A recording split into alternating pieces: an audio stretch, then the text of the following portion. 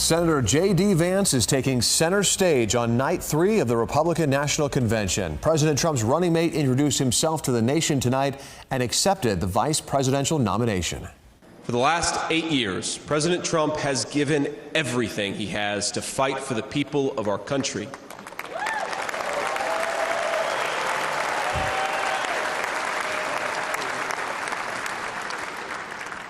He didn't need politics, but the country needed him. Thanks so much for joining us at 11. I'm Ty Steele. And I'm Andrea Flores. The Ohio senator who once called himself a never-Trumper spoke to an excited crowd tonight. We have team coverage in Milwaukee. Edie Lambert standing by with reaction from California delegates. But we begin with KCRA 3's Christopher Salas. Ty, Andrea, from Never Trump to running mate, it has been a quick and dramatic political rise for Ohio Senator J.D. Vance, stepping into the national spotlight tonight at the Republican National Convention. I'm overwhelmed with gratitude to say I officially accept your nomination to be Vice President of the United States of America. Senator J.D. Vance with a national introduction at the Republican National Convention.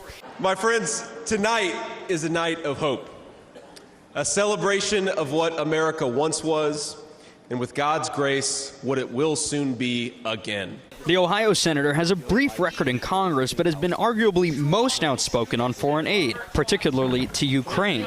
From Iraq to Afghanistan, from the financial crisis to the Great Recession, from open borders to stagnating wages, the people who govern this country have failed and failed again. A position echoed by many of the speakers Wednesday. But we don't preserve peace and stability by policing the world or by involving ourselves in every foreign conflict. The freshman senator has now aligned with the former president on several issues, from high tariffs on imports to tough immigration restrictions and leaving abortion policy to the states. I think Senator Vance, more than any of them, will govern like Trump. Republicans also believe he can usher in a new generation of voters. He's from Middle America. He offers the Rust Belt, Ohio, Pennsylvania, Michigan. His story is only possible in our country. I think J.D. Vance gives us another dimension when it comes to leadership, of being able to listen and understand that part of our population. The vice presidential nominee says that's critical to winning the White House. The sacred duty we have to preserve the American experiment, to choose a new path for our children and grandchildren. And we will hear from the former president and again, now nominee Donald Trump tomorrow night. In Milwaukee from the Republican National Convention, I'm Christopher Salas, KCRA 3 News. The Biden-Harris campaign released a statement responding to Vance's speech tonight, saying in part, quote, J.D. Vance is unprepared, unqualified, and willing to do anything Donald Trump demands. The California delegation is expressing a lot of excitement about J.D. Vance. And KCRA 3's Edie Lambert caught up with the delegates tonight before the vice presidential nominee took the stage. Delegates here told me that they're hoping that J.D. Vance makes people feel that he understands their issues because he's experienced the same kinds of things.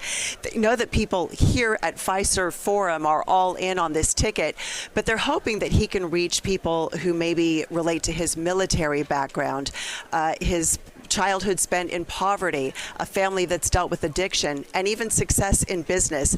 Earlier tonight, I was on the floor of the convention with the California delegates, and they are thrilled with his nomination. What are you excited about seeing J.D. Vance on this ticket? I'm very excited because I think Trump needs a military man behind him. He's an Iraqi war veteran. He brings the military perspective. You know, I like the fact that he has ties to California and the Silicon Valley. I feel like that brings a fresh perspective to the White House that we probably haven't seen in the past. And it's probably something that's really needed, you know, with the innovation in the tech market. And to have someone in the White House that is directly involved in that industry, I think is going to be revolutionary. He's a young, energetic leader. I think he has Midwestern values. When you look at a lot of swing states, it's Pennsylvania, it's Wisconsin, it's Michigan. Those values are his values. And then he brings in youth. So he's going to be a tremendous asset to the ticket. Of course, Senator Vance's speech, the second most important of this convention. Tomorrow is the last night, and former President Trump will be taking the stage to accept the nomination.